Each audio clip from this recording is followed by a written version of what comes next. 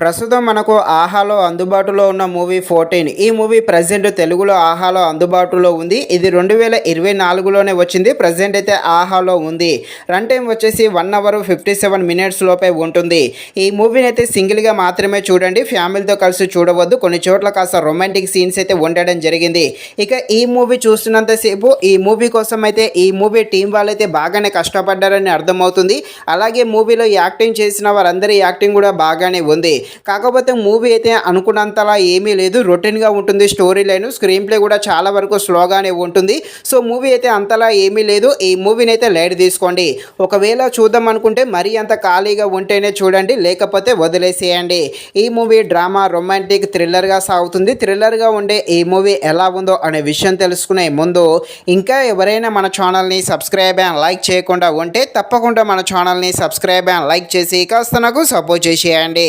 కథలోకి వెళ్ళిపోతే మన హీరో రతను ఇతను ముఖ్యమంత్రి కొడుకు.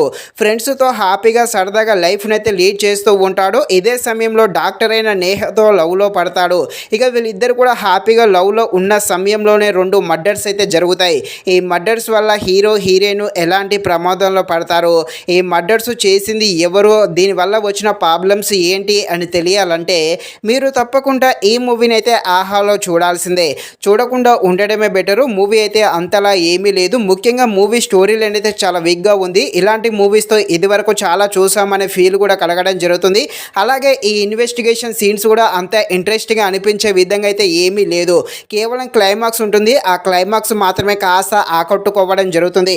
కాకపోతే ఫస్ట్ హాఫ్ అంతా కూడా స్లోగా వెళ్తుంది. ఈ లవ్ సీన్స్ కిస్తోనే వెళ్ళిపోవడం జరుగుతుంది. ఇక ఫైనల్గా మూవీ అయితే అంతలా ఏమీ లేదు, లైట్ తీసుకోండి. మరిన్ని ఇలాంటి వీడియోస్ కోసం మన ఛానల్ని తప్పకుండా లైక్ అండ్ సబ్స్క్రైబ్ చేయండి. Thank you watching this video. జై హింద్.